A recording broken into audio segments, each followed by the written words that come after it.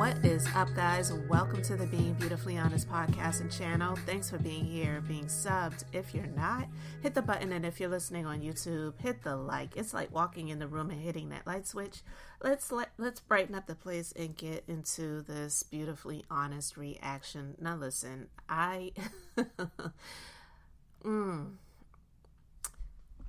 Funky Dineva and Carlos K. Now, I expected Carlos to go there when it came to TGIF and also Armon, because I talked about this before when he interviewed Claudia Jordan and how I felt like he was he was salivating a little bit, if you will, when it came to Armon and his compliments of Armon, and he definitely was going there a little bit more when it came to Armon Wiggins when he was interviewing Funky Dineva. And Funky, he said a few things that Armon Wiggins, I already knew Armon was going to respond to, and he did. He responded a few times, and I'm going to talk about that separately. But let me just go ahead and get into what Funky and Carlos had to say about Armon Wiggins. There's a lot of people out there that have something, like Lovely T and her reporting abilities. There are a lot of people, but even Armon Wiggins, like Armon is good in the silo that he's good in, like that female rap stuff. He's good. That was why, when I made my departure from Fox Soul, which is a perfect segue, because I'm sure that's where we're going. I'm sure, but that was why I was like, this guy is good. And I don't want nobody on YouTube to get mad if I left anybody's name, and I don't want y'all to think I'm being shady. I'm going to be very honest with you, Carlos. I do not watch other YouTubers at all. Oh, I know that for a fact. I don't at all. You never have, though. I don't, and believe it or not, I don't consume YouTube content. I don't. And people are always like, why? And it's for several reasons. My brain is a sponge, okay? Everything that comes out of my mouth are things that I've picked up from just my life experiences, and I never want to be on my platform and then end up like saying your catchphrase or saying other people's stuff. That's the main reason why I don't look at a lot of other YouTubers. And then too, like, because we all are in this pop culture world, after I do my piece on it, I really don't care what you got to say about it. I'm moving on to the next thing. But there's a lot of talent in the YouTube space, and then there's a lot of people who need to go sit their ass the fuck down. All right, let me pause it right there. Absolutely, he has a right to his personal opinions, and I'll actually say I do understand where he's coming from when he says that he does not consume other YouTube content because his brain is like a sponge and he doesn't want to say anything and then someone comes off to say, well, so-and-so, they already talked about that and they said the same thing that you said, or you're just copying what they said.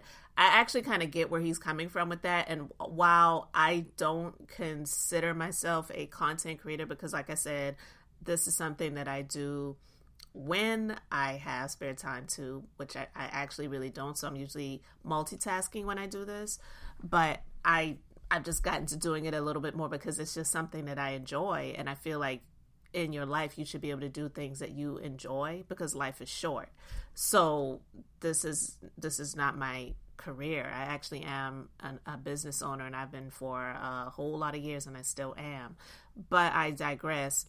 I actually feel the same way with that. There's a lot of content that I actually do not consume because I just have my personal views on things and I share what I feel about things. So I'm not looking to see what anyone else has to say and then sharing my thoughts based on what they say. So I kind of get where he's coming from with that. But then I'm saying, there's a lot of people that need to go and sit the F down. Well, some people feel the same way about him. So whatever, when it comes to that. But I digress. I would like to see Armon mature a little bit so he can really get everything that the universe has for him. And I'll say it on camera because I'll say it to his face. Armon, you do need to grow up a little bit. You need to grow up a lot of bit. And I think once he grows up a little bit and matures, I think that the universe is definitely going to open up and give him all the things that he deserves. Why do you think he needs to grow up? In what aspect have you seen that make you say that? Just from an older person once being young. You know what I'm saying? It's not one particular thing or another. It's just there's just a small, from my perspective, it's just a small maturity factor that is missing. Coupled with obviously, some things that I know that kind of transpired in the background with Fox Soul and all that type of stuff. There's just a maturity piece there. And this is not a read or not to be messy, but Armon, I'm telling you, it's kind of like, granted, we don't have a big brother, little brother relationship, but if I could be in this space, a big brother, like once he's got it, he's got the stuff. Baby. Armon's got the stuff. Armon has next. He's got the stuff. And as two gay black men in this business who are successful, I agree with you. I think he's definitely got it. He has it. He's just got to grow up. He's very talented. Have you? Well, let me go backwards. Has he ever just reached out to you for advice or? No. So he interviewed. So we met once because he interviewed me once. He came down to Miami. And so that's kind of how we fostered our relationship. And then when the Fox Soul situation came out, when he was in the running, like we definitely did have several conversations. And I just like, do this, do that. You should ask for this. You shouldn't ask for that. Here is the lay of the land type of thing. And I definitely, I will say this. I feel like in that situation, I did for him what I would want someone to do for me at a job. Like I was like, here is the official handbook on how to do the job. And then here is the unofficial handbook. Here is all the backstory. Stay away from this bitch. Don't talk to this one. Watch what you say in front of this one. Ask for this, ask for that, don't do this, don't do... Like, I literally gave him all of my experience. I poured into him because I would want somebody to do that for me. You know what I'm saying? So that has been our relationship. We're not like super close and we don't talk on the phone, but I would do that for anybody that was coming in behind me. In my departure, I'm going to pause it right there. While I don't doubt that he may have... meaning Armon reached out to him and Funky responded.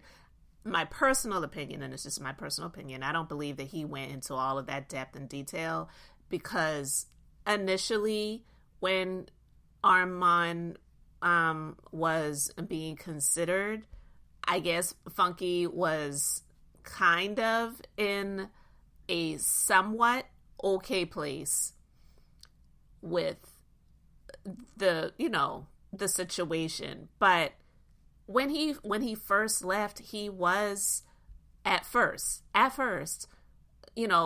giving the spiel about, it was nothing personal, it's just business, it was just a contract situation and blah blah blah. But I'm going to tell you guys, and I know, Funky, he's doing his thing, he's making his money, and unfortunately, and I am going to say unfortunately in the Black or African American community, that is the standard that most people live by in terms of what, people aspire to, because a lot of us ain't got it. So as long as they're making money, then everything is grand. And that's just not the case. I don't believe that. So people just feel like, oh, because he's doing this thing and he's making money, all is swell. But while I do believe Fox Soul messed up, and I said this, I was one of the first ones to say this, and it's not even about being one of the first ones to say it, because it really doesn't matter. The truth is just the truth. When I speak from a perspective of business, and even myself as a business owner, I have had people who have come to work in my business who were straight out of school, and I had them sign non-compete and non-disclosure agreements. Now, while that doesn't stop someone from not having integrity and still stealing from your business, because people still try it, people still do it, because that's just innate within them, there's no way I would have had Funky Dineva working on my network and not having him sign a non-compete and a non-disclosure agreement. Apparently they didn't have him sign anything like that because for them to have this show, which, yeah, it was on some other platforms, but primarily people watch them on YouTube. That's where the majority of their numbers came from. They got this dude from YouTube, and they did not put anything in place to have him sign, saying that once he left the network, he could not go on his channel and go live during the times that they were going live. I would have had him sign a non-compete agreement saying that he was not allowed to go live 30 minutes prior to the show, the hour that the show was airing, and 30 minutes after. That would have been something that I would have had him sign, because he was directly competing with them during that time slot. And he said, yeah, I was doing it to be petty. So I don't personally believe that he just went down this long line and spiel with Armon to, as if he was looking out for him. He may have answered a couple of questions, but I just don't believe that he went in that deep with Armon. But that's just my personal opinion, because that's what I believe. That's just me. That show to succeed. I did. I just ain't want to work there no more, but I wanted the show to succeed, and I knew that they needed somebody. I knew that they were going to try to mimic my energy. I knew that for a fact. And this is what I also wanted to say with regards to the money. In that world, in entertainment, that is how they get rid of people. They get rid of people based on the contracts. They do it all the time on the Real Housewives franchises. Now, there have been a few times where someone just outwardly got fired, like Jenny Nguyen, who was on the Real Housewives of Salt Lake City. Brandy Glanville, who was on the Real Housewives of Beverly Hills. But normally what they'll do is they'll say, oh, it's a contract negotiation situation, and they'll allow the person to say that they left on their own terms, when ultimately, if they really wanted you to stay there, they would have given you the money that you were requesting. And in this interview, Funky talked about the money situation and saying that ultimately it all fell down over a almost like $250 dispute. So people can believe what they want to believe, but if it all boiled down to that little bit of money, don't you think that they would have kept him if they really wanted to keep him? I believe that they were already making cuts.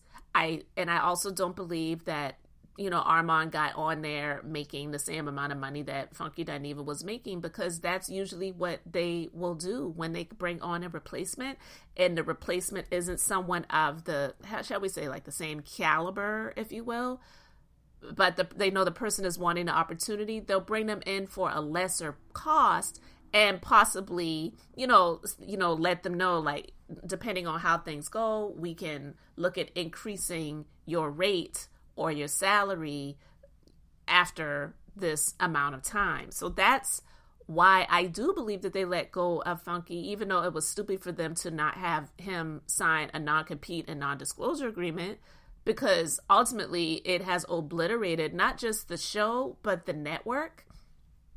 But they were already going to be making cuts. The money situation, I believe, was something that was already a factor and an issue.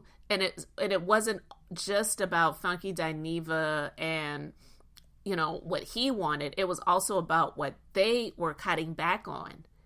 As well as, I know, he does what he does, and he has a huge following, and he's getting the numbers and all of that. And kudos and congratulations to him.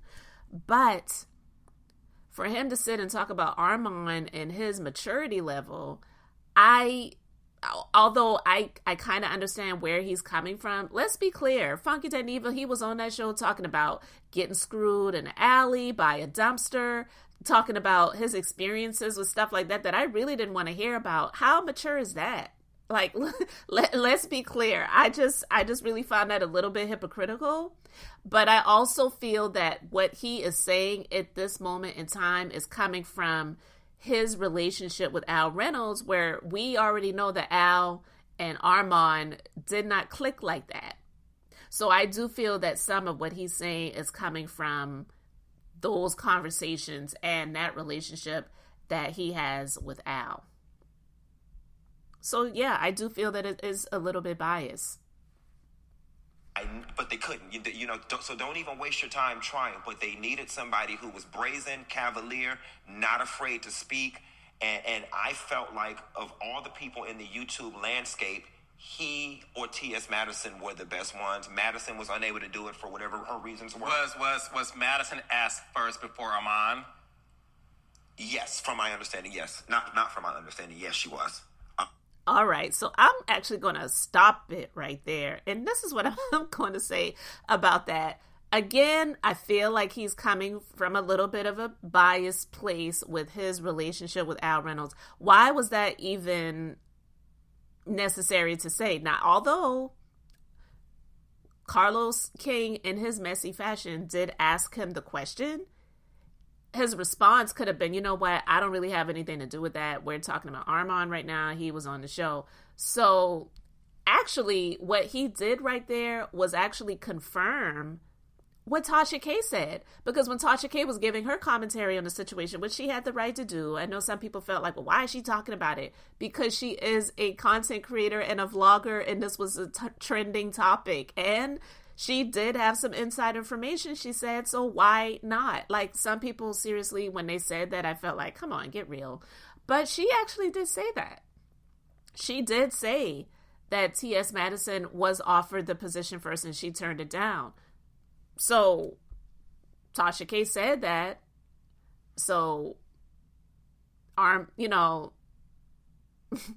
then even just confirmed what Tasha K said with regards to T.S. Madison being offered the position. And I do feel that Funky was disingenuous because when he says, well, I would do that for anyone that was going to be taken on the position. If they offered that position to Flame Monroe, do you think he would have been as open and giving and wanting to share all the things with Flame when he got pissed when they had Flame sit in for a guest spot for several days? And that was one of the reasons why he went off in the first place. Went off on Claudia, went off about the network, talking about their funky microphone that they asked back and all this other stuff. So was that very mature? So this is what I'm talking about, guys. The hypocrisy for me, listen, people are going to be hypocrites. People are going to be hypocrites until Jesus comes. Like, that's something my mama always says.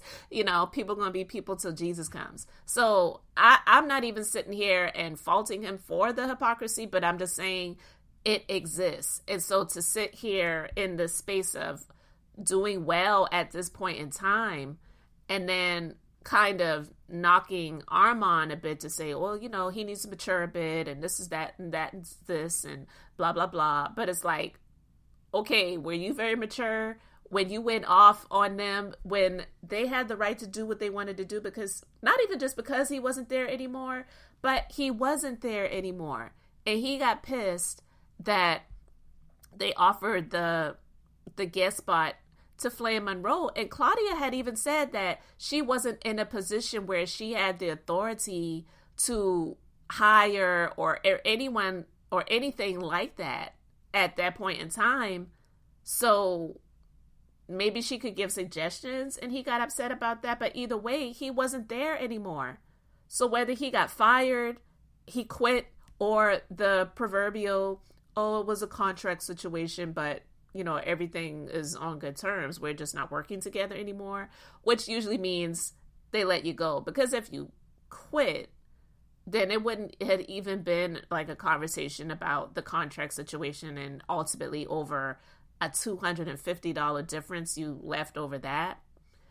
When, honestly, he could have done that, making the money that he was making, and he could have done what he was doing on his channel after that as well, because he actually started, if people were paying attention, I didn't watch him all the time, but if people were paying attention, he actually started doing that anyway. So he kind of already felt that it was coming, in my personal opinion, because he did start doing more on his channel up to the point where the release happened. So I just wanted to share my thoughts on that part. Again, the interview is very long.